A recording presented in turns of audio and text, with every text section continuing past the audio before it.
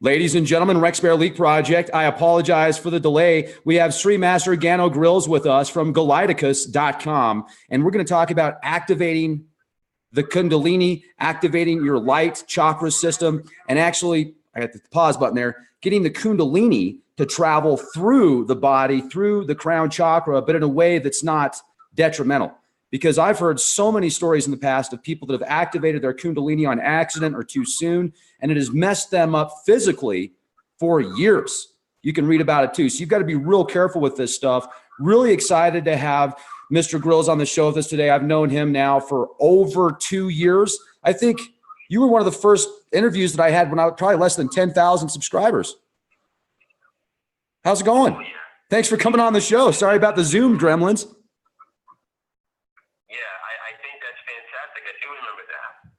So how are you? I'm doing very well.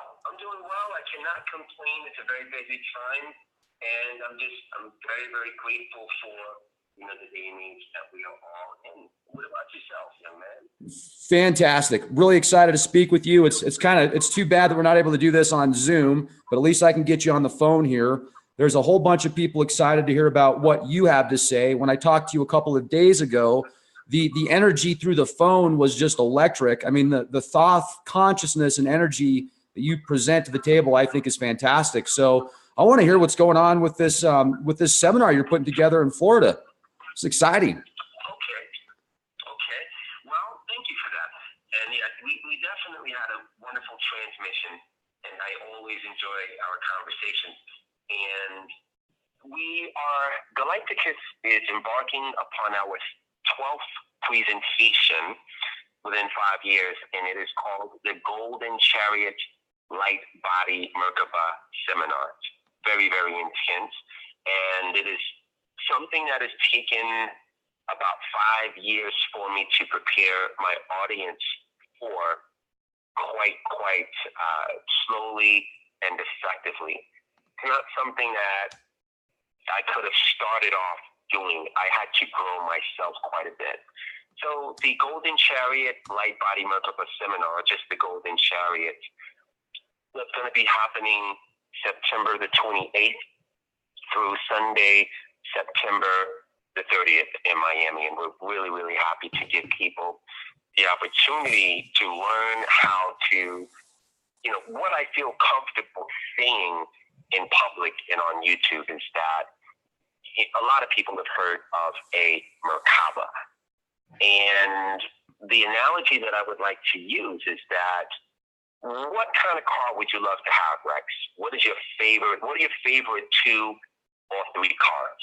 And how much do they cost? I'm just curious. Okay, I'd like to have a Lamborghini. I'd like to have a heavy-duty Earth Roamer, and I don't know, something old school like an RX-7 that's just mint.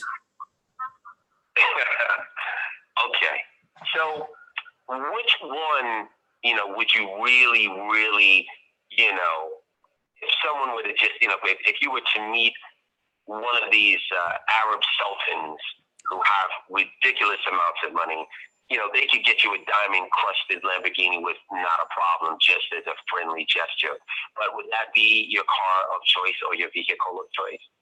I think I'd go with the Earth Roamer just because I could do podcasts anywhere in the world. I mean, those things and they're just as expensive. So let's go with the Earth Roamer. Did you say Hummer? No, it's called an Earth Roamer. They're like $1 million. They're ridiculous. Okay. Yeah, they're like off-road RVs. Sounds like a Maxi Mod or something like that. Have you ever seen mods before? Yeah, it's like that. It's like one of those. Yeah, you're right on the money. Absolutely. I think those are amazing. Okay, so let's take this analogy and applicate it towards the Golden Chariot. People, a vehicle like that would probably cost, what, $300,000? Minimum, if you were lucky. Okay, so something like that, it will afford you many different amenities, I'm sure. You can go through all kinds of terrain. I'm sure that it goes pretty fast. It can house you and your family. And, you can do a lot of great things with it. Mm-hmm. Ultimately, it's a mechanicality that afford you the luxury of being able to get from here to there. But when you're talking about something ethereal as the golden chariot, now you're talking about a different kind of vehicle that will transport your consciousness from human to something very different.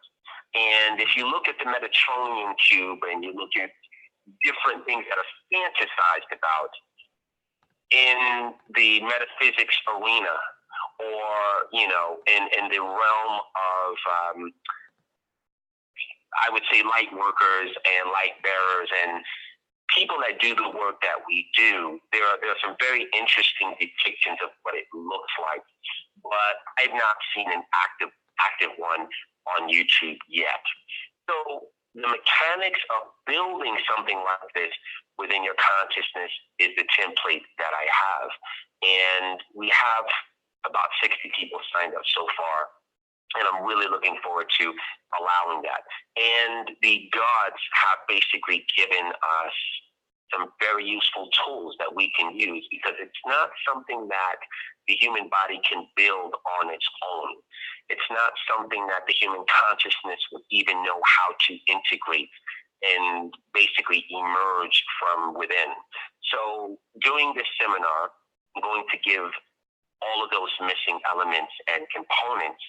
And for the people who are very serious about having this in their arsenal, this particular vehicle, it'll be something that is well worth achieving. Well, this sounds really exciting. I would like to attend also. Florida is, such an amazing state when you get down to some of the islands, especially. It's just incredible, really nice beaches. Not necessarily my cup of tea, but for a vacation, absolutely. But one thing that I am always fascinated about is the Kundalini.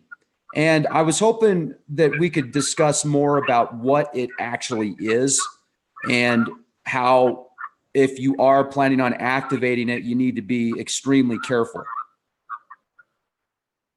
Well, absolutely. The Kundalini is one of the oldest parts of your ethereal body. And there are people, for some reason, that feel that they can activate it on their own. And to that, I say to each its own. However, from what I know and from what I have seen, it is important to have your Kundalini activated by a master. For people who feel that they can activate the Kundalini on their own, that would really be as preposterous as thinking that you can do a delicate eye or brain surgery on yourself. So you're looking for the cataclysm that's sure to follow if it was something that you were foolish enough to attempt. Do you agree? Well, from what I've heard about it, yes. I don't know if I've ever activated my Kundalini. I don't think that I have. I mean, to an extent, but last time I took a picture of my aura, it was stuck in my base chakra. The whole thing was just dark burgundy, red. So that was it. There wasn't any other colors in there. So linking it to Mars. But I've heard stories before. I mean, you're bringing up some good points because I have heard many stories before about people that have become, I don't know if it was paralyzed, but they couldn't move certain parts of their body. They became deathly ill. So yeah, I guess I would agree. If what I've heard is true, then yeah, absolutely. Well, there are people, that really like to push the boundaries of what they think is possible. And, if you're going to jump out of a plane and go skydiving without a parachute, you're asking for trouble. So some people like to run the risk to get a rush to see what is possible. But the Kundalini is not something that should not be approached without divine caution and sincere intent. And it does warrant the presence of someone that knows what they're doing. So to answer your question specifically, the Kundalini is an energetic life giver to the 7 major organs of the body. And it also is predominantly dormant in most people. Most of the populace will die without even coming to know the power of what the Kundalini will cause in the physical or the spiritual. So this is something that I have been activating the Kundalinis of people for the past 6 years.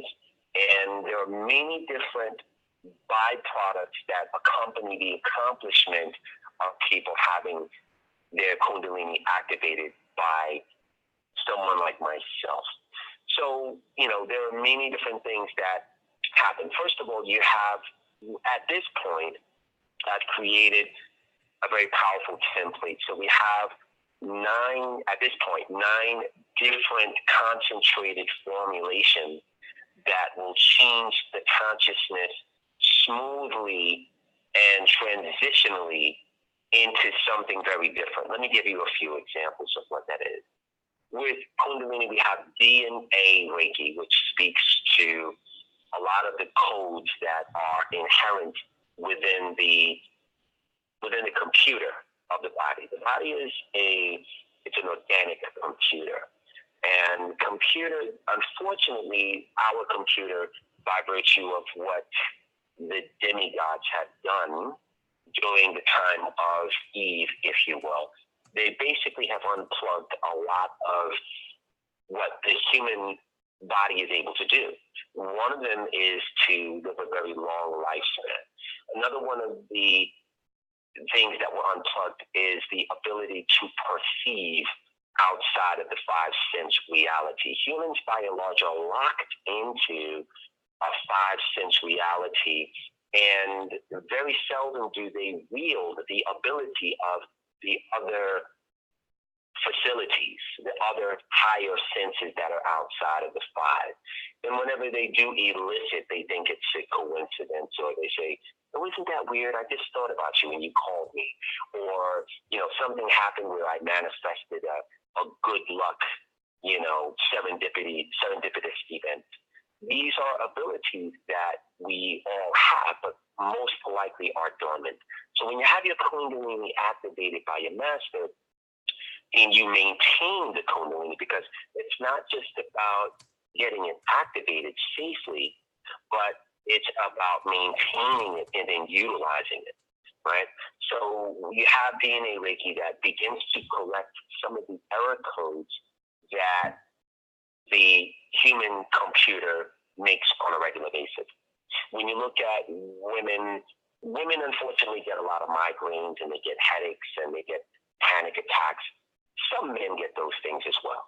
But these are indicators of some of the mistakes that the computer of the body makes on a regular basis. You have people that have hypothyroidism. You have people that have different pigment diseases. These are all mistakes that are going on through different codes that go haywire in the body. So when you have DNA Reiki, it speaks to and solves some of those errant algorithms that are calculating or miscalculating within the body. And then you have something called crystalline Reiki. We have diamond Reiki, primordial Reiki. We also have something called diamond Reiki and dragon Reiki. Dragons are a real part of our universe. And when you look at, unfortunately, dragons are looked at as a mythical creature that isn't real, but their reality is a lot more real than ours. And they could basically, some dragons are so amorphous that they could devour an entire planet or a solar system as a snack.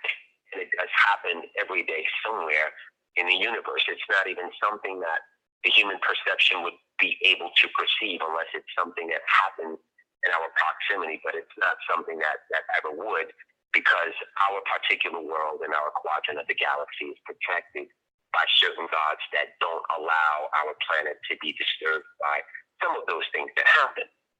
So when we have these different Reikis that are running throughout the system, it helps to make your health better. And when you maintain your Kundalini, you basically have more energy, and you're able to do a lot of other things spiritually in terms of being able to see and perceive beyond the veil.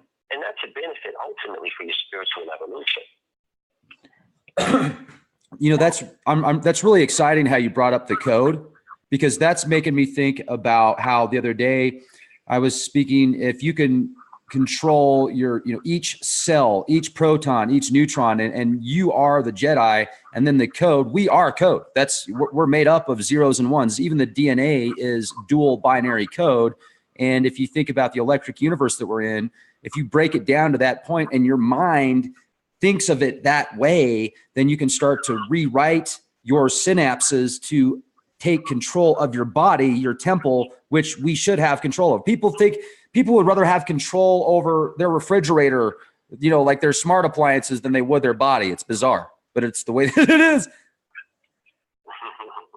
I mean, don't you think? For a lot of people, they could care less about their body. They could care less about they care a little bit, but they're spending thousands of dollars on pharmaceuticals just to keep these Band-Aids on their bodies, and they're eating junk, they're consuming junk, they're not doing any meditation, they're continuing to watch just stupid mind control programming on the TV, because that's how they make it through the day. Absolutely. Unfortunately, and it's not really the fault of humanity as much as it is it is a systemic barrage of assault that happens from so many different directions. And it causes people to be more comfortable in their ignorance, and it's palatable for them to actually go outside of that comfort zone and look for something like the Galacticus, where they can get an excellent spiritual education and real divine empowerment that they can use not only to change their life, but to benefit their particular circumference. And ultimately, I think that's why most people come to this life, because they want to exact change. They want to be helpful. And, it feels good to do just that. But the antithesis really is happening at the moment, where, it just feels better to remain unconscious and ignorant to the tapestry of what is possible when people apply themselves. I would like to talk about the Emerald Tablets for a moment, because when we discussed it the other day, we were talking about the angles, and we were talking about how there could even be mistranslations in the Emerald Tablets. What is your take on the Emerald Tablets when they describe the brotherhood that hides in the shadows, that works through positions of power and bloodlines, very high aristocratic lines and stuff like that? Do you think there's some truth to that, or do you think that was mistranslated? No, not at all.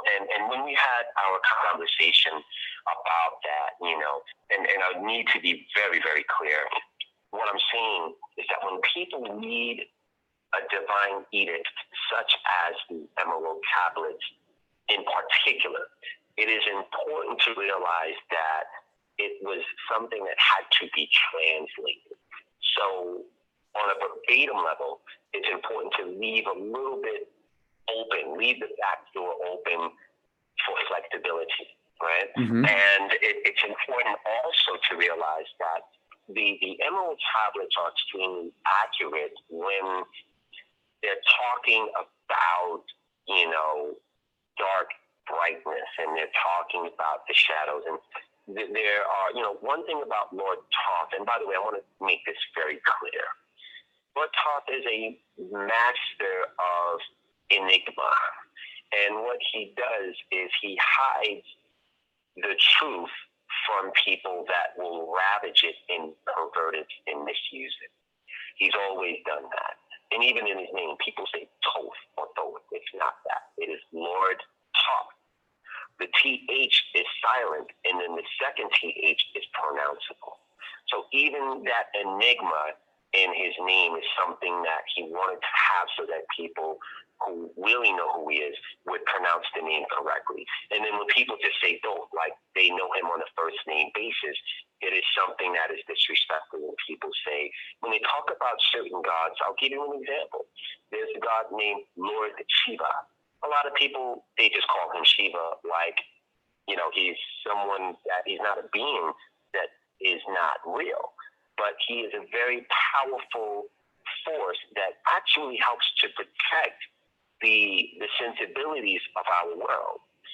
When I gave, and I'm going to get back to your question in a minute, but I just wanted to really give a little bit of edification to giving some divinity and giving some more respect to these beings. Because a lot of times when you look at Ancient Aliens or Aya TV, you have all of these people that just rattle these names off, and there's no divinity to it, none.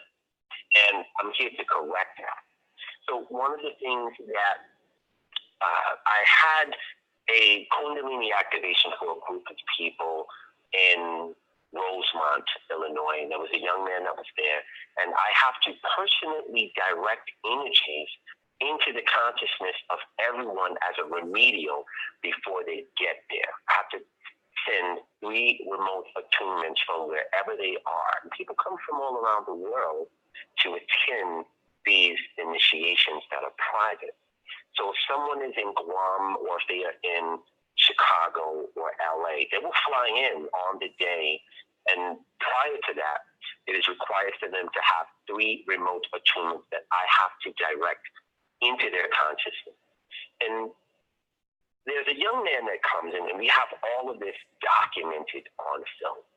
And he explained to the rest of the group of people that when he did his first attunement, he had to sit down, call it in to his consciousness, and it downloaded. And what he saw was Lord, and I knew that he did the attunement correct, because this is not, I don't tell people what to expect. I allow them to basically report it and share it if they choose to with the rest of the group. And I can basically show the quality that they executed, the positioning of how they called in the energies based upon what the end result is. So this young man stressed that he basically called in his first attunement, and he was taken out of his body.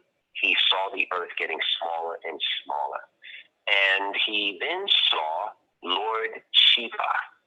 He saw that there were certain asteroids approaching the direction of our planet. And what Lord Shiva did was he would project flowers at these asteroids, and the asteroids would turn into more flowers. And he was very trepidatious about reporting this because he thought he was crazy. And I said, no, you actually saw some of the vicegerents that basically hold our planet in great regard, because Lord Shiva himself in particular, along with some other gods, they have children that are on this planet. And you want to protect your children from bullying and other forces that, maybe if it's pedophiles or people who are wandering around the schoolyard, like drug dealers, or any people that do not have any business coming into contact with your child. You're going to protect your child from that, I would hope. Mm-hmm. So our planet is protected by certain citizens who are too large to fit here, and this is something that occurs. So he shared that, and when people do come to get their kundalinis activated, they see all manner of things. And when it comes to Lord Thoth, he is very specific about leaving a clue and he actually penned quite a few edicts, and a lot of them, unfortunately, they weren't as much destroyed in the pyramid of Alexandria, so they would like you to think. A lot of them are still, they're sequestered in certain places. They are, obviously in the Vatican, and they're in the Smithsonian and certain private collections. But when he spoke about the shadow beings, he's talking about there are many different kinds of undetectable and unseeable with the human optical acuity. They have abilities that, to basically create different traps and challenges and obstacles in the life of people. And what they do is, when the human elicits the toxicity that is a byproduct of that challenge or of that trap, these dark shadow beings are able to consume the energy of that as a delectability. And that's something that Lord Thoth has warned us about, even from the first time that the Emerald Scrolls were given. And he wanted people to look out for that. So That is very, very accurate. He also was talking about some of the second dimensional beings that have not graduated to come into physical form. And that was one of the reasons that Atlantis was destroyed in the first place. The sacrifice, had Atlantis not been destroyed, it basically would have caused our planet to be terminated in terms of being an experiment or being the library that it is, that would basically bring about a lot more power into this quadrant of the galaxy. So it was a favor for that to have happened. Paradoxically, we're now playing the game of catch up because we're many, many years behind schedule of where our abilities should be. And this is one of the reasons why people's Kundalini need to be activated so that they can kind of catch up with some of the things that they've missed out on, because in Atlantean times, even by 2018 standards, we're very, very far behind even what their abilities were in certain aspects. Now, when you were talking about the Atlantis and how it was a favor for us because it was destroyed, what were they doing? I mean, why is that? Well, there were many different, as Lord Thoth says in the Emerald Tablet, since the very beginning of consciousness of Earthlings, there's a difference between human Earthlings and cosmic Earthlings, or cosmic humans, excuse me. So when you have Earthling humans are a very, very young species. So when you have cosmic humanity that have seeded life here, they were already evolved. They would be demigods. And I'm not talking about the Anunnaki at all. I'm speaking about even before the Anunnaki got here. There's proof of humans upright, Homo sapiens here millions of years ago. Even before the Sumerian kings list, there were civilizations and cultures and cities and thriving, bustling enclaves of civil, human, populated places that have long been forgotten about. Yeah. And those places were not predominantly, earth-based. They were humans that basically were seeded life here from Vega, from Andromeda, from different places that are far away from the Milky Way galaxy. They simply came in for a vacation. And they hung out for a while, and it was time for them to leave. They did, because they weren't really here. The citizens of Earth were not capable of even interfacing with them. And the human population had not grown to a point where they could even concourse with some of these star beings that came here during that time. What you're talking about right now is making me think about the Dogon tribe and the Numu that came from the waters, these amphibian beings, far before the Anunnaki. One thing that I do find fascinating, though, is Thoth is connected to Mercury. At least this is what I know about, or Thoth, Lord Thoth, that Mercury is the governing planet of Lord Thoth. And if that's the case, the messenger, Hermes Trismegistus, this powerful archetype and energy that is permeated throughout timelines. And I absolutely embrace the energy from Lord Thoth. And I feel that I have a fairly strong connection as well. At some point, it seemed like he kind of came into my life, which is wonderful. But what I wonder is how, if we go back, let's talk about the before. And I'm thinking of Moo Moo, that song Moo Moo Land by, I think, KDFDM or great band in the 90s. And I'm thinking of a lot of the information like you talked to me about that has been lost and probably retranslated because of ego. And the people that translated it, their ego, they were letting their skin color get in their way. So they were leaving information out.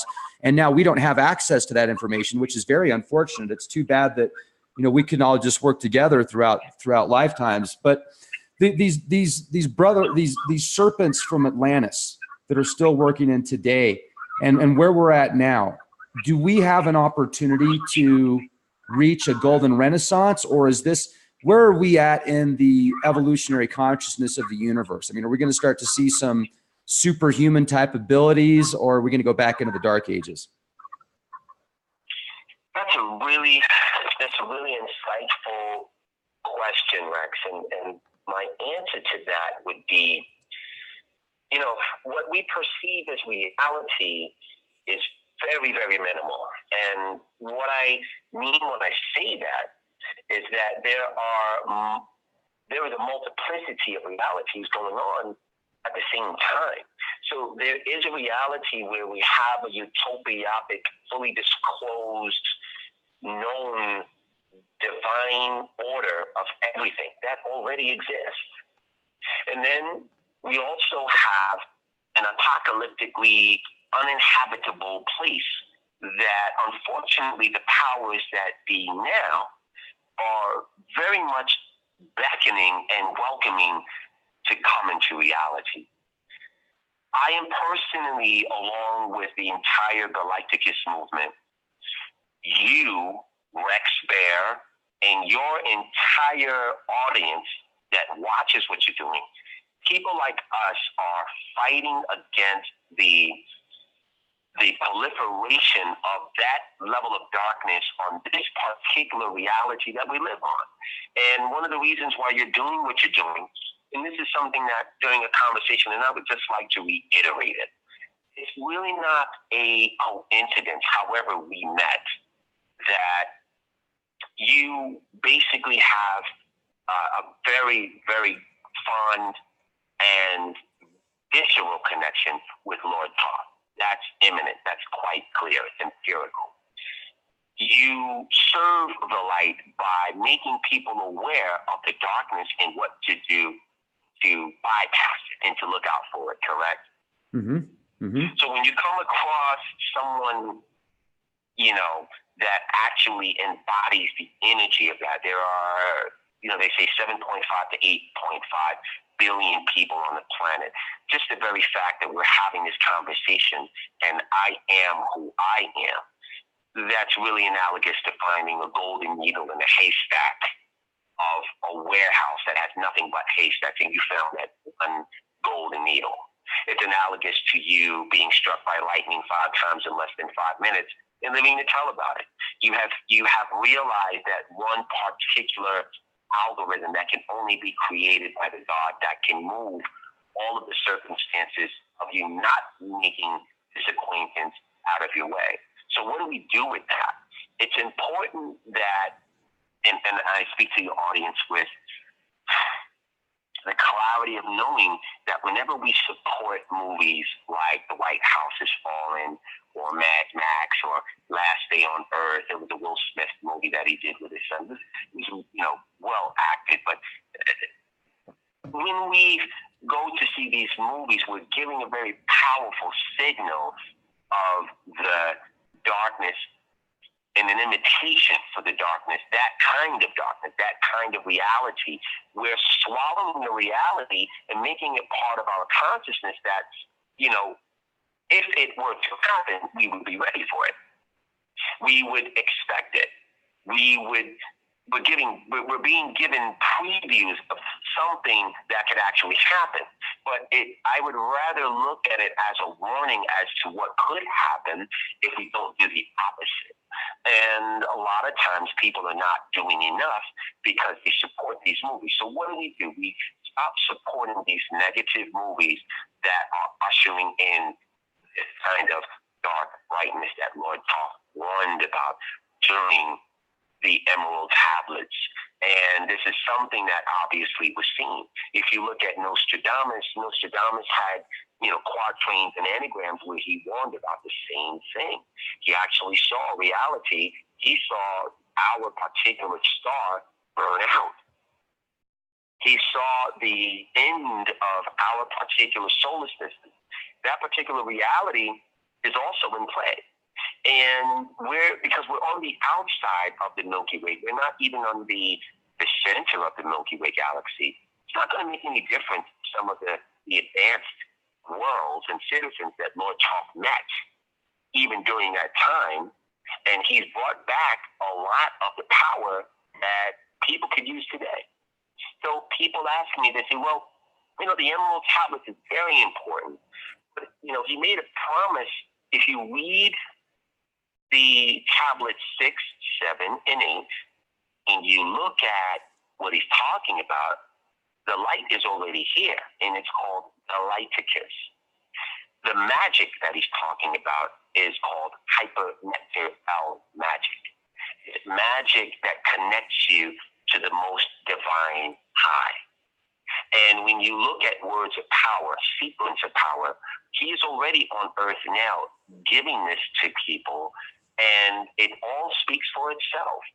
So basically, in essence, people have an opportunity to make a choice to align themselves with the power that is available, or the disempowerment that comes with the comfort of remaining ignorant and not taking advantage of the opportunities to empower themselves. And the Kundalini is just one aspect out of many, out of a grand toolbox of things, which is a plethora of things that are being offered even right now as we speak.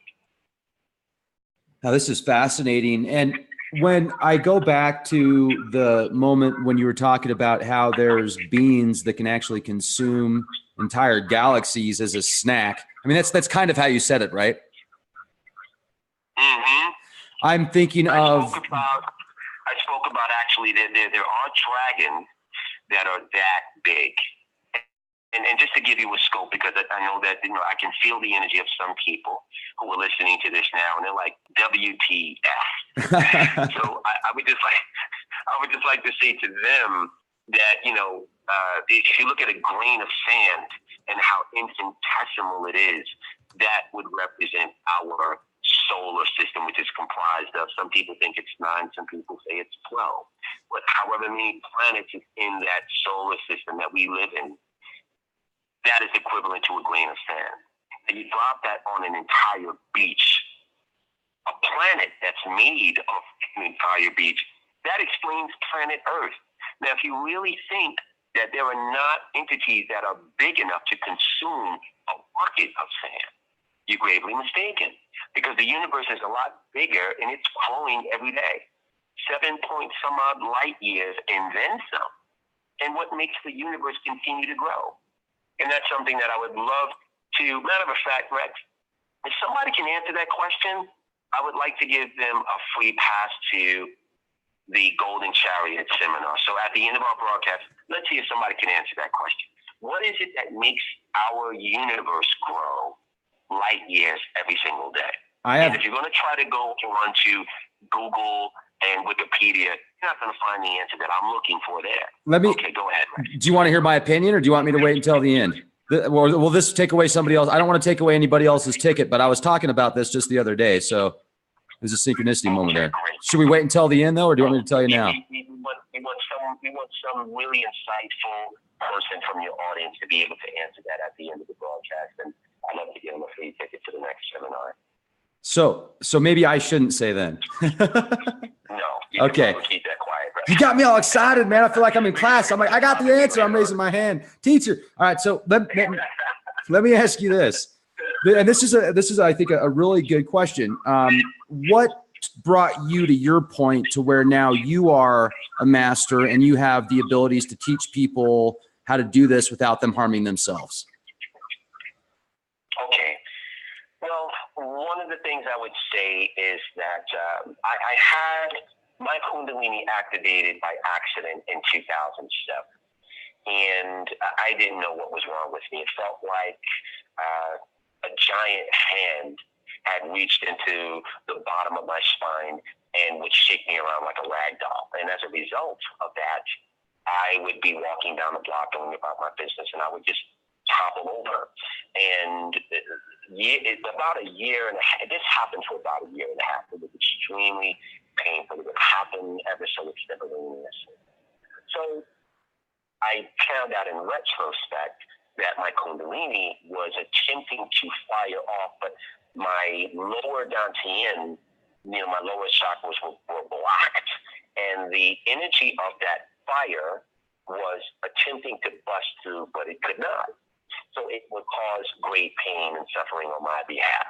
And I really wish I had Street Master Gano Grills around in my time during that time to activate my Kundalini, so I would not have had to go on through that. I'm actually surprised, I would say that it's divine intervention that I did not bust into spontaneous combustion like a lot of people do on a regular basis, but it's not something that your media is going to allow to be reported. But in any case, that awakens something in me, Rex.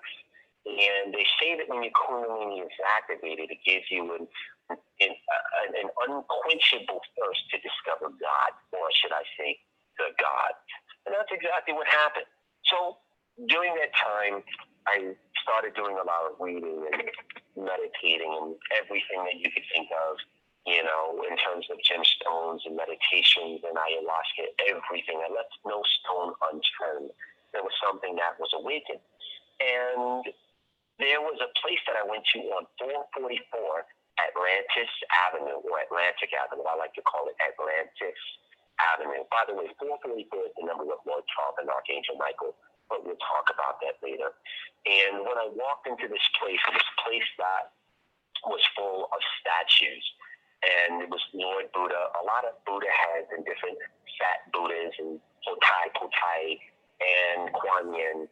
And I told the guy, I said, hey, I'd like to get some of these statues. I'm going to come back one day and get some of these. And the next time I went back to this place, Rex, everything was cleared out. The guy was going out of business. And when I walked in, there was nothing left.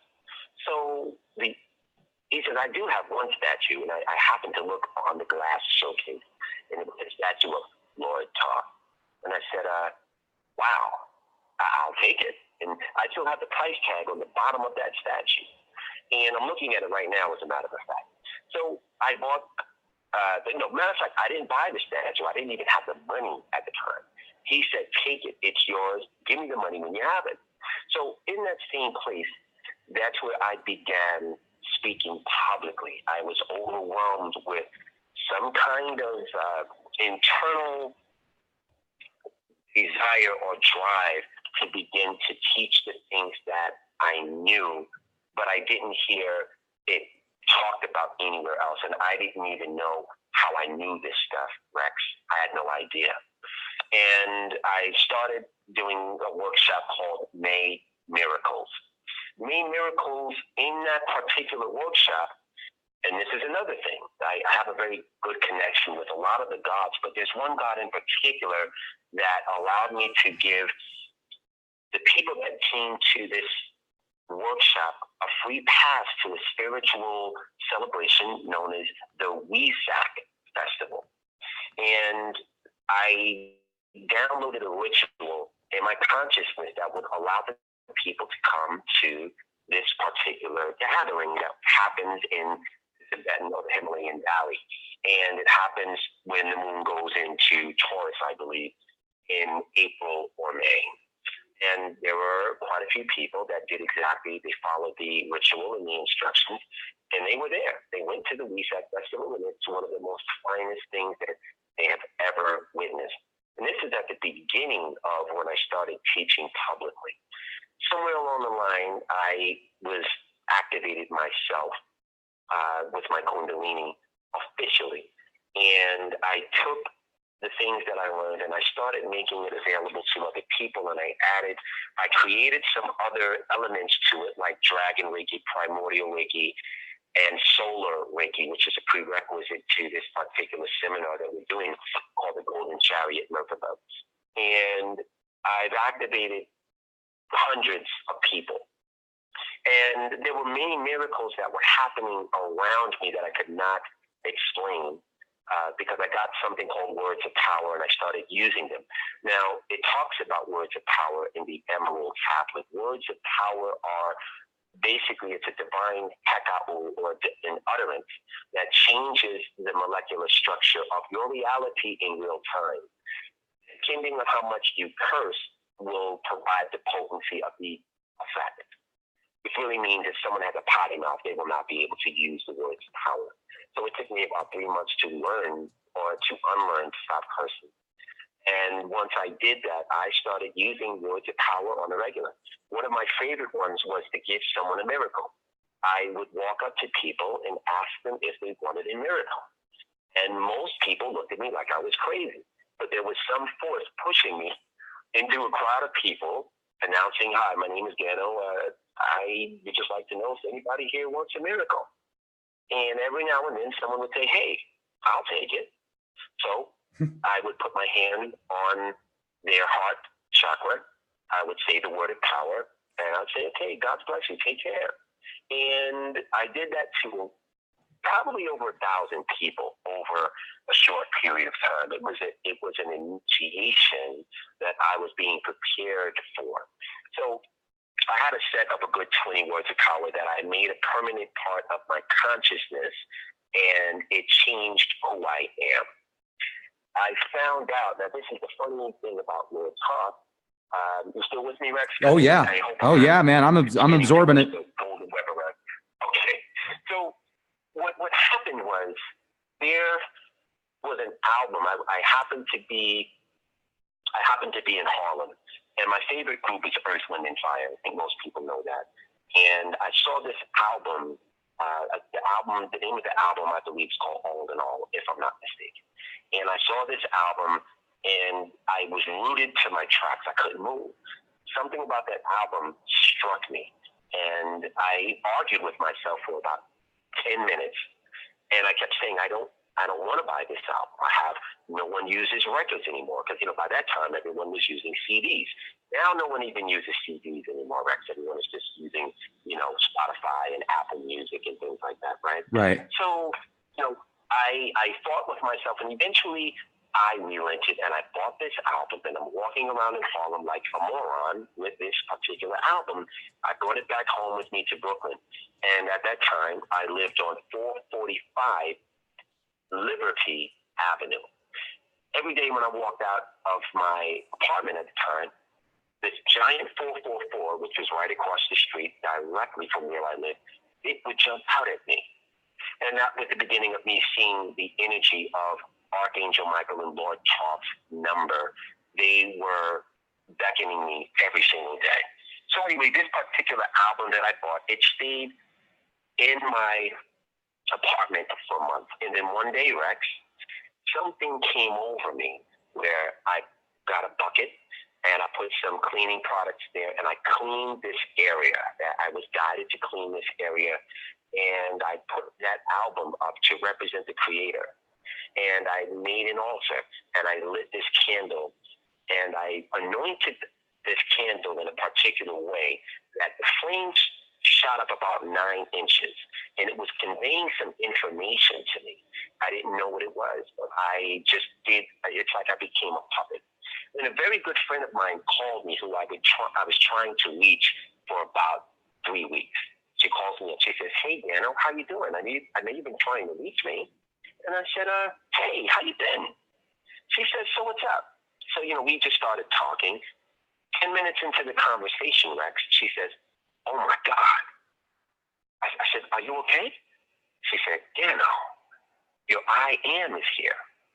I said, "What do you mean?" She said, "There is this 30-foot golden replica of you standing right before me, and he wants to talk to you." I said, "You got to be kidding me." Now, what's funny was I was doing these decrees right before that happened. She had no way of knowing that. I was talking to my I am every day, Rex.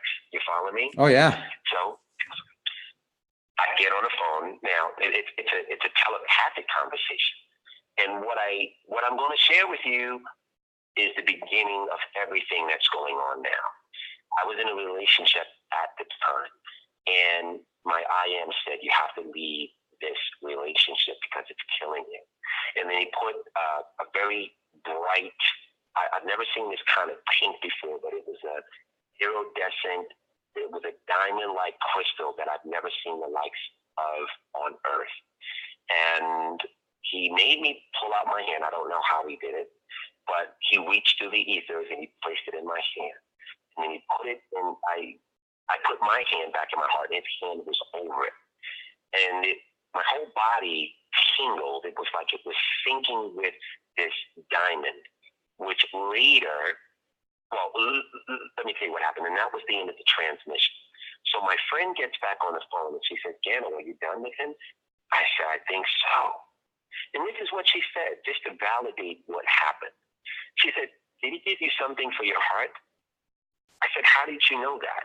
Now, she's in Portland, Oregon. I'm in Brooklyn, New York, right? Mm-hmm. I said, how did you know that? She said, because I felt it. I said, wow. So that confirmed that I wasn't going nuts. Ever since that moment, and that happened in 2011, right? Every question that I've gotten in all of the seminars that I've done, everything, all of the meditations, they were super hypercharged. I started doing rituals that caused weird things to happen. I'll give you an example. Where I lived, I would do offerings every day where I would feed the elementals, all of these things. I don't know where the information came from. I didn't know at the time anyway. It was coming from Lord Thoth himself. So he basically gave me a link to who he is, placed it in my heart, which is the true brain. And it's a super processor that all of the rituals, all of the magic, all of the teachings, all of the entire movement, everything was already a reality inside of that hyper processor, if you will. It's not something I could have done on my own. For me not to say who it came from would be plagiaristic, because now I'm citing my source, right? Mm-hmm. So I do all of these things. In the example, there was a backyard that I had, and one day the trees in the backyard were bent at a 45-degree angle out of nowhere. When I went back there, it was the most ominous thing. I have pictures of this, and when I looked, I knew it was a result of me talking to the elemental kingdom. It transferred energies into, again, my beingness, and I received it. Then I developed the ability to talk to plants and make them grow, and other things. And these are all words of power that I was using at that particular time. And then I started using the power to heal other people and to awaken other people. I would touch people's third eye and it would automatically pop open, and they would see things that were not here. So there's a very, very long list of things that occurred by virtue of what Lord Thoth gave me. Now, I'm going to bring it home, Rex. There was something that happened. I took about 40 people to Egypt with me last February. And there was a beard cream that I saw on Facebook. And on Facebook, they advertise certain things, and I happened to see it, and I wanted to buy it. I said, wow, this is pretty cool. I couldn't find a link, the PayPal link to pay for it. So I abandoned the process, and I went into my room. I came back, Rex, about an hour later, and Rex, that beard cream was sitting on my desk. How did that happen? And I said, well, okay, so here's another part. That beard cream, I just stood there in shock, and I looked at it. I opened it to see if it was real, and I just said, okay, I get it. And that was like the third time that something like that has occurred. And that particular thing is called auto creation. We'll get into that another time. But I have a painting of myself, Lakshmi, who is my divine mother. Mahalakshmi is on my left side. Lord Thoth is on my right side. And then you could see a pyramid in the background. It's a very large painting. Something made me take that beard cream and place it in the middle of myself and Lord Thoth, take a picture of it. And I shared the occurrence on Facebook. Right after that, I got a call. Someone had called Galacticus, and I don't answer the phones. One of my students, she takes care of that. A man called, and he announced who he was. And to make a long story short, he said that we're looking for, we believe that Sri Master Gano Grills is the God, Lord Thoth, and we've been looking for him for a long time. And I listened to the recording, because everything is recorded. I called this man up, and we had a conversation. And everything about that conversation, it was quite alarming. And, you know, we had a series of conversations, and I had a hard time with some of the things that he was saying until I said, you know what, we need to check this out.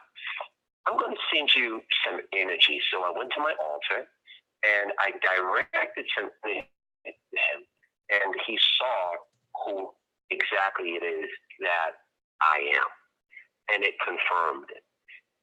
I never felt comfortable announcing who I am, but one day he called me and he said, why are you hiding who you are? Why is it that you've taken the name of another god? I don't understand. And I told him that Lord Thoth and Lord Ganesha, they're the same being.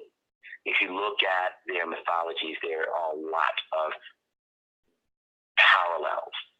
So I went to bed that night, and what he was saying was very disturbing, and it really forced me to go back and look at my entire journey, only to realize that everything that I've done was coming from another place. Now, this is where it goes home. Do you remember the album that I was telling you about? Just in this podcast? The Earth, Wind, and Fire album that I bought in Harlem that would not allow me to.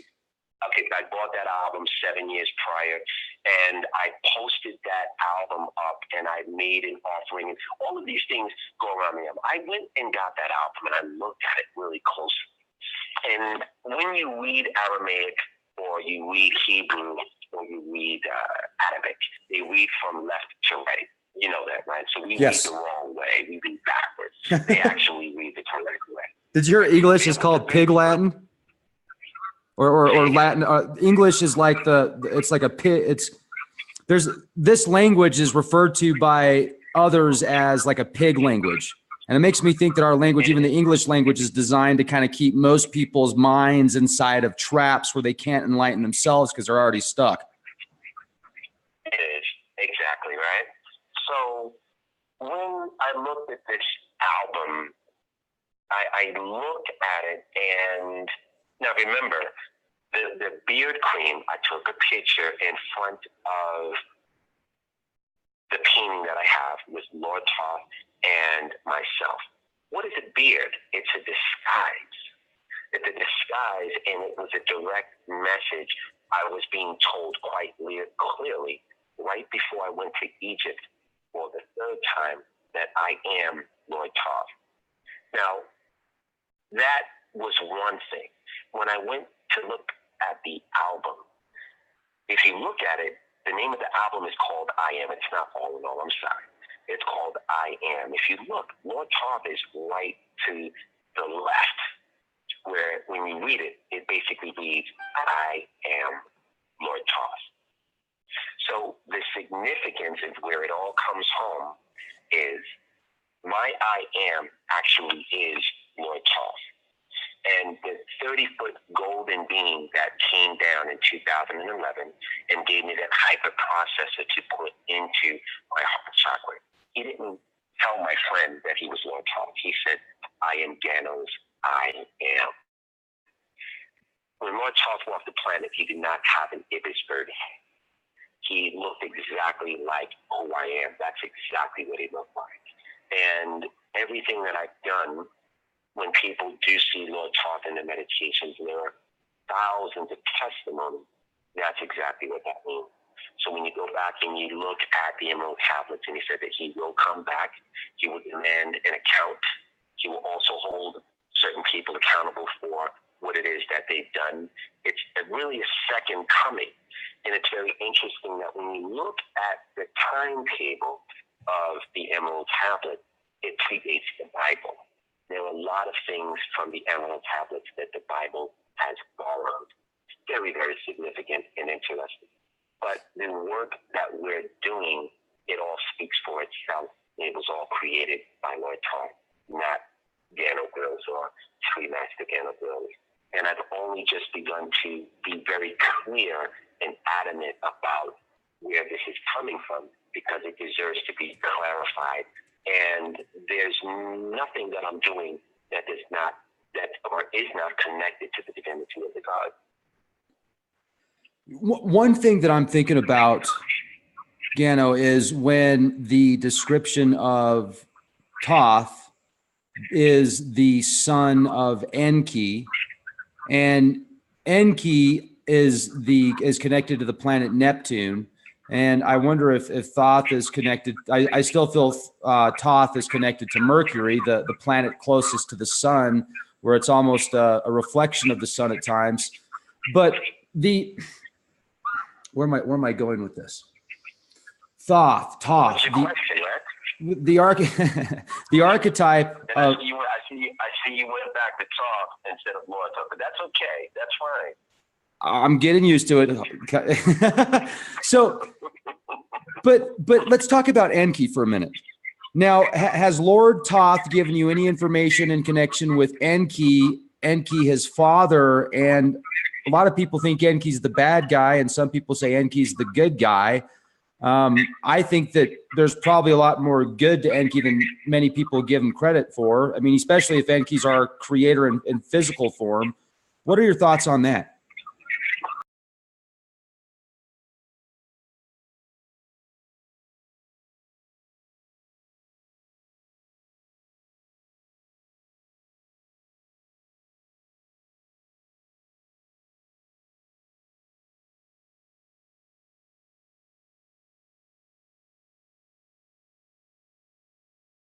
And maybe other couple of people. There really is no direct, as far as I am concerned. They're two completely different factions. And yes, there are people that, if you look according to what has been written about Enki and Lil, and that's very, very clear about Enki would be the one who wanted to save humanity. And Lil would be the bad guy that basically disturbed and destroyed with a flood. But then you have to look at how long ago that happened. So, I would just say at this moment, remember, things have to be translated. And the job of people who are here to bring clarity, it's really important not to get caught up in some of the mistranslations that don't really line up with it. It doesn't really make sense that if you look at everything according to, if you just use the emerald tablets alone, and then you use the things that you know about, because some people say that he's Ningishita and he's the son of Enki. Where is the correlation between the two? Where is the proof? Where is the evidence? Where is the streamline? I think it's a fantasy that a lot of people have about that, and they say that it doesn't really add up, and I don't know who started that. But I think it's very interesting, and I think that when you look at the two messages and you look at everything that Ningishita did, does it line up and does it match with the accomplishments of Lord Thoth? And that's a question that I'm asking you. Here's what I break it down to at the beginning is astrotheology. I look at these stories and these translations, and once again, you're so right when you say, when you look at a translation, we have a tough time understanding each other in our own language, let alone taking a language that's thousands of years old. People lived a different life, a different culture, and people are doing their best to translate that into English, and there might not be the right words for those translations, and they're going to miss bits and pieces. So you really have to take things, like you said, with your intuition and your own judgment. And I think that if you look at these tablets and the description of Tiamat and then the description of the Anunnaki below that, the Anunnaki, I think they're referring to as the planets. I'm sorry, Rick. Hold on. All right, no problem. Turn this down. Echo. I'm sorry about that. Morning. Will Robinson. Got some feedback there. So, hey, no worries. I'm just glad we're able to do this interview with the circumstances that we had. So, yeah, I think that these stories, I think it all breaks down to the planets, and maybe these planets, maybe Lord Thoth is a mid representation would be the planet Mercury, but maybe even a higher representation. I think that every soul is a star somewhere in the universe. So, and then maybe you could say we're each our own universe. And that's such a high level of consciousness that I think that even to project it into a single form or being would be a good way for somebody to understand in a physical form.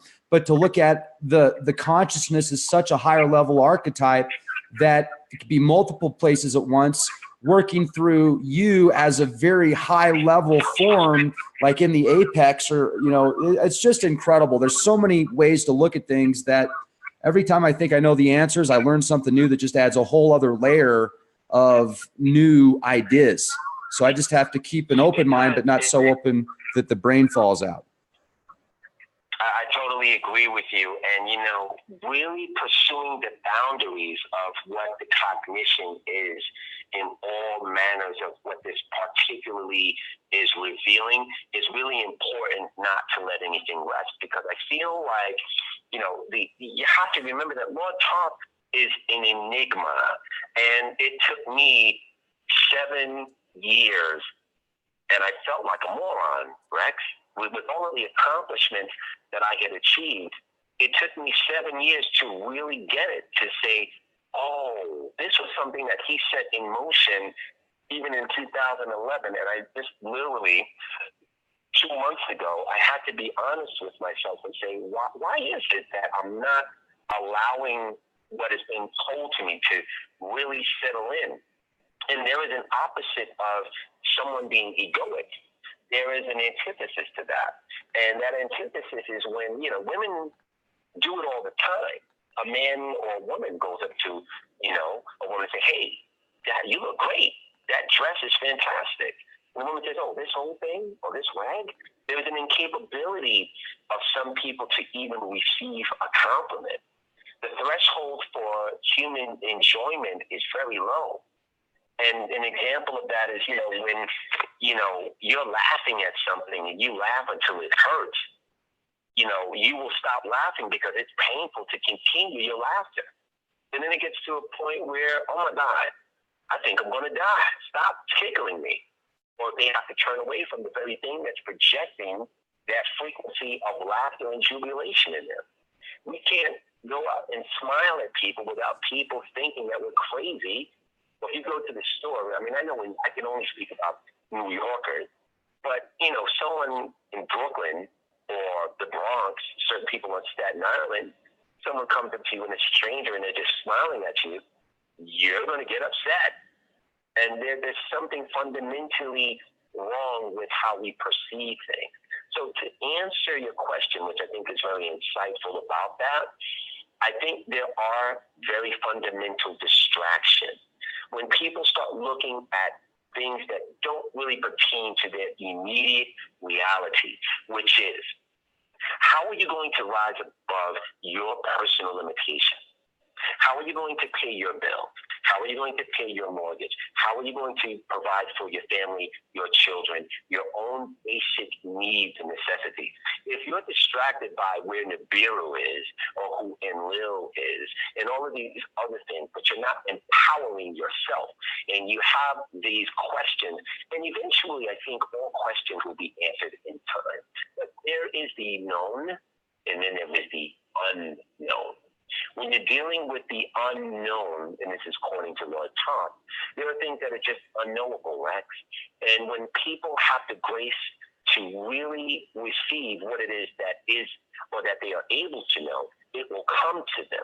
But there are things that the human mind, again, is not really able to understand, inner, over, or outer stand, or contemplate. And eventually those things will become a distraction and an impediment in your own empowerment. And I think that one of the smartest things that anyone and everyone could and should do is to become as empowered as possible with what it is that they have available. A lot of times people will miss the 5-course buffet or meal, in front of them because they're looking up at the stars. And not that there's anything wrong with that, but there is a balancing act that has to be equated when it comes to our everyday operations. So I don't really worry myself too much with some of those elements as much as I do with what it is that I am doing now. What's going on here on Earth? How can I exact change? And you really can't make your world a better place or the world a better place if your personal reality is in shambles. So a distraction, there are people, again, that are looking up but they're not dealing with their own immediate reality, and that's a problem. You know, I'm glad you're bringing that up. And then just once again, the labels, the mistranslations. There has been recent information that I've come across from a lady that has been doing translations. I think she might even be 100 years old, and she's translated these errata and Sumerian stories of the errata civilization. And people many years ago looked at Enlil as air, like the god of air. So you're not going to be able to breathe without the god Enlil, because if Enlil is air, that's just I'm just using that as a reference to labels. Now people look at Enlil as this mean, evil god that, you know, and then other people look at him as the savior, and there's different representations. But what if Enlil is air? And then that just gives you a whole other mindset to think about. What are your thoughts? The last thing you said, what if Enlil is what? Air, like the air that we breathe. The god of air. Enlil is air. What if Enlil is air? I'm glad that you...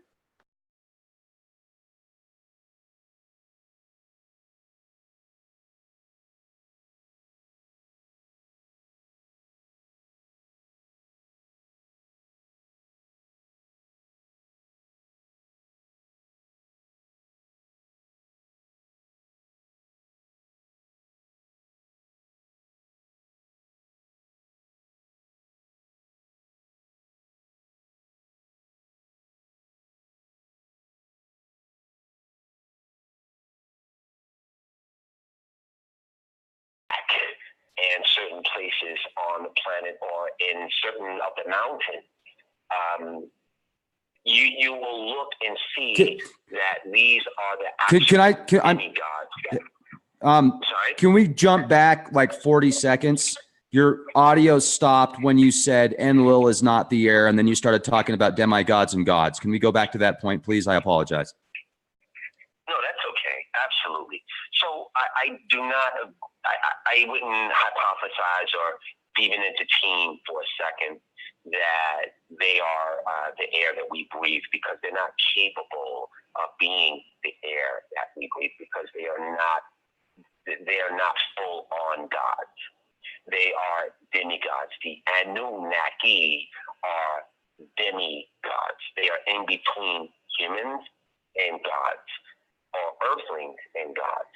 And what I mean when I say that is that the incapability of a 15-foot tall, according to Sumerian architecture, or some of the other paintings and some of the other statues, or some of the things that are even in Istanbul or in Turkey that depict how tall they were, even if they're 36 feet tall, you're still in a demigod structure. When you're dealing with gods like Lord Shiva, or you're looking at Mahalakshmi, or you're looking at some of the other superior gods, like even you're looking at Shango, Obatala, you look at some of the Orisha, or some of the Netzeru, they are way bigger than this reality because they've gained so much power. So demigods they don't have the ability to be, like Ptah. Ptah is a creator god that broke his body into several pieces and created the polarities of the universe, according to the Inni out of the old dude. The demigods are not capable of that. Anu is not capable of that, which is who God is. When you look at the God of the Bible and they're praying to God and people say, God bless you, you're basically giving your reverence to Anu, who is the father of even Enki and Enlil. So I think there needs to be a level of clarity that's associated with even, people don't even think when they say Lord or God, you're not addressing anyone in particular. You're addressing a menagerie or a compendium of an unknown repository of superior beings. But who is the God specifically that you're speaking to when you elicit or issue and offer your prayers to? In this world, on this planet, first one to really basically create that was the demigod Anu.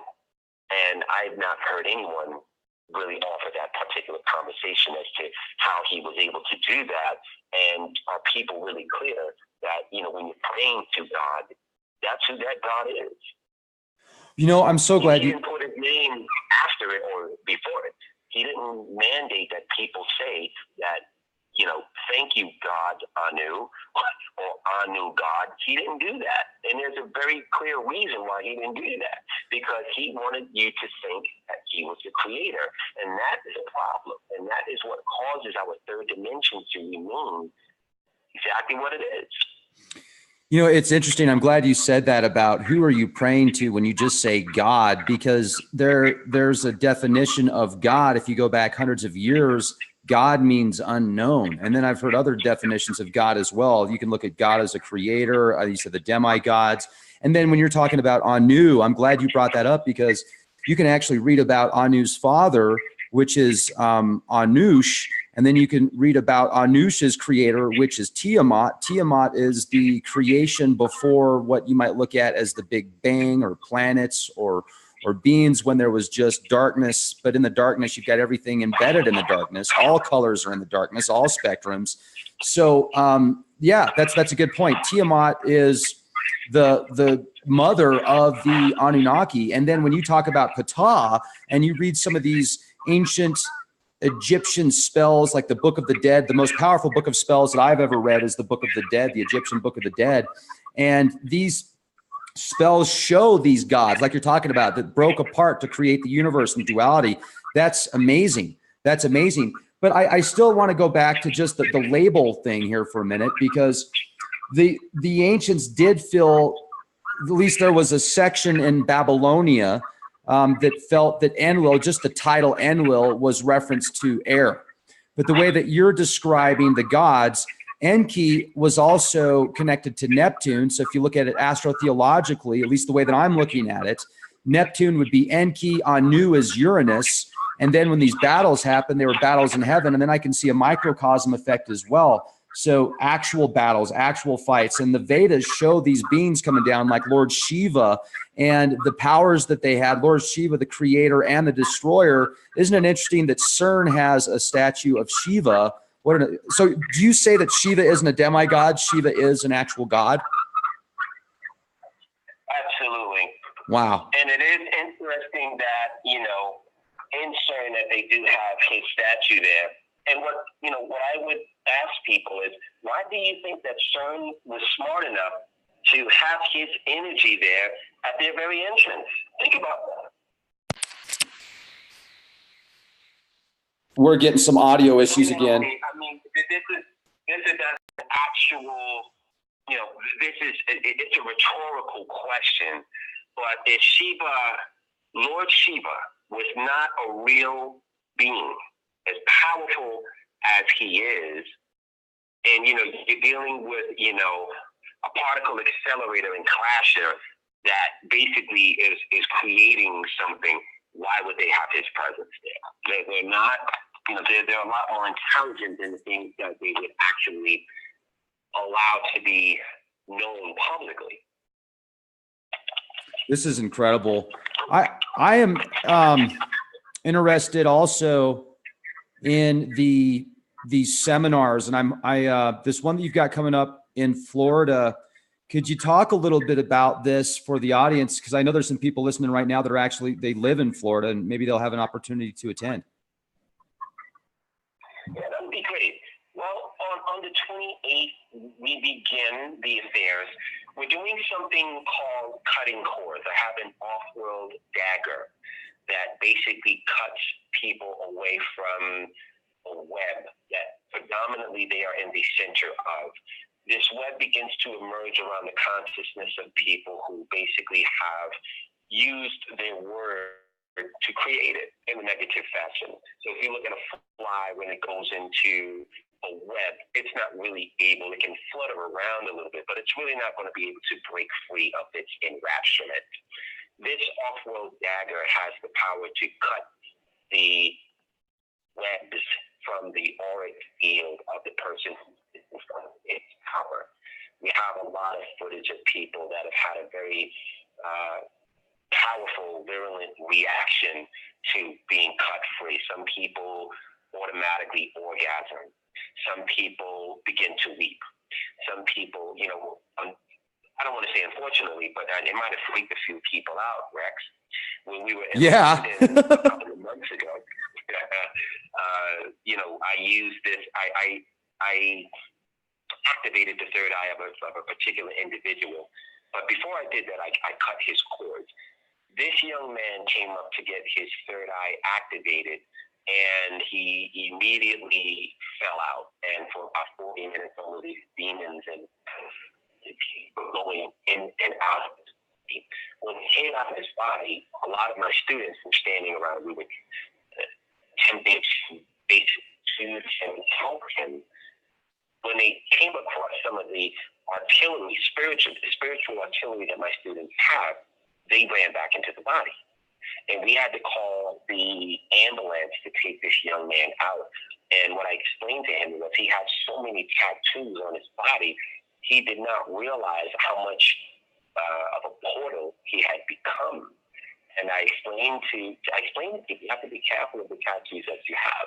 So this off-world instrument, it breaks and cuts people away from the cords that form the web of non-movement based upon their negative karma, their profanity, pacts, bindings, agreements, and other things. And people actually see the angelic beings that basically ensoul this particular rite. We will be doing that on Friday the 28th. And then on the Saturday, September the 29th, we will be doing a Kundalini activation. For people who just want their Kundalinis activated, they're welcome to join us. And we have that on galacticus.com or Eventbrite. All of the information is there. There's a great discounted rate that is at the bottom of the description. There's a very long form description about what the Kundalini is, what the benefits are, and how it can be used. And lastly, on Sunday, September the 29th, we will be doing the Golden Chariot Merkaba. And again, it's a very private thing that I can't say publicly exactly what it is, but I'll just say Merkaba. And people will learn and be given the tools to do things that should be considered an impossibility. And that is an excellent, powerful presentation of empowerment and paradosis that people will leave there probably energetically high for the next 3 to 6 months.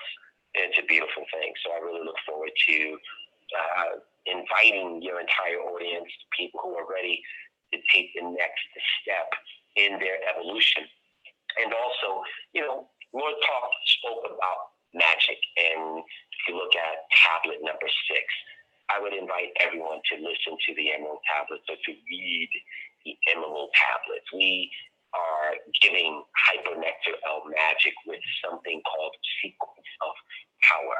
And I'm going to just read a list, if you don't mind, right, of some of the Sequence of Power that we've already given throughout our Sequence of Power seminar. It's not something that you're going to read about on Wikipedia or find anywhere else, because Lord Thoth actually is the one who has brought it into this world. So there is a word of power that allows your consciousness to interface with the floral kingdom. We have a word of power that allows you to destroy jinns and demons. There are many people who have used that. We have a Galacticus app where we have that word of power there. That word of power is ensouled by the goddess. I call her Auntie Kali Ma. And that's exactly what she does. She destroys demons. There's a way to be able to make this word of power a permanent part of your consciousness, and all of those directions are there. We also have a word of power that we just put on the Galacticus app that allows you to have a contact with the god Zeus. And there was a man named Kobe James who actually is on our Facebook group. For anyone who's listening, we have a group called Galacticus that is on Facebook. It's very powerful. You just have to answer a few questions, and our admins will let you in. This young man, he got the app. He just looked at the word of power to have contact with Zeus.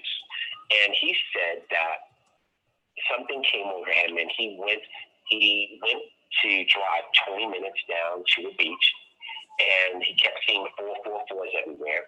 He looked up in the sky, and the face of Zeus formed in the clouds, and it looked at him. And then he also saw a restaurant there called Athena. Athena is the daughter of Zeus. So these words of power are very, very powerful. Those are just the words of power. We have sequence of power, which actually are the thoughts of the gods themselves that people could utilize to direct a powerful event. So we have one that summons a divine being. We have one that creates an angelic warrior presence directly from the angelic kingdom. We have a sequence of power that creates love like divine, which is your twin flame connection. And there are some very specific ways in which to interface with these particular sequence of power. I don't want to take up too much time because it's a pretty long list, but I just wanted to give you guys a taste of some of the hypernectaron magic that comes with the Galacticus seminars. So basically, in essence, when people attend the Golden Chariot, they're going to have about 5 years worth of interface whenever they choose to begin to utilize all of the great data that they're going to be taught. And most of it comes from the mastery or the mystery schools. Mystery as in hidden knowledge that is not going to be researched on the World Wide Web or anywhere else because it comes directly from the God. Exciting. I mean, this sounds like a very interesting opportunity. Now, this is going to be in Miami, Florida, right? Because someone said they just wanted to confirm. That's right. It's going to be in Miami, Florida.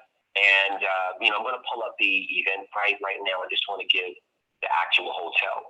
So it begins on Friday, September the 28th for people. It's a 3-day thing. People need to, I would advise if anyone is flying in that they don't leave on Sunday, it's worth taking the Monday off so that you can allow the energies. They're going to be divine energies given. So it's important that you respect the energies by not rushing out of the seminar and just be prepared, to allow yourself to have a really good night's sleep on Sunday night. Take the day off on Monday, and you can go back to work on Tuesday. It'll be well worth the time. It's going to be at the Marriott Miami Airport campus, which is located on 1201 Northwest 42nd Street in Miami, Florida, 33126. And again, we have some great discount rates on rooms. We still have some seats left, and we're really looking forward to meeting everybody. Awesome. And if it's okay, there's some questions from the audience. Would you be all right with answering a few of them? Absolutely. Okay, cool. And real quick, I should have done this at the beginning, and I spaced it. Ladies and gentlemen, I wanted to let you know about a ridiculous opportunity right now. If you go to tradelikeagenius.com, just want to let you know tradelikeagenius.com is offering the best specials of the year until midnight tonight, and a 45% discount on a la carte services minus the personal coaching. If you want to become a Jedi and be successful out of the convenience of your own home, and you don't even have to dress up, you don't even have to get dressed. Just don't get close to the windows with the blinds open because you might freak out the neighbors.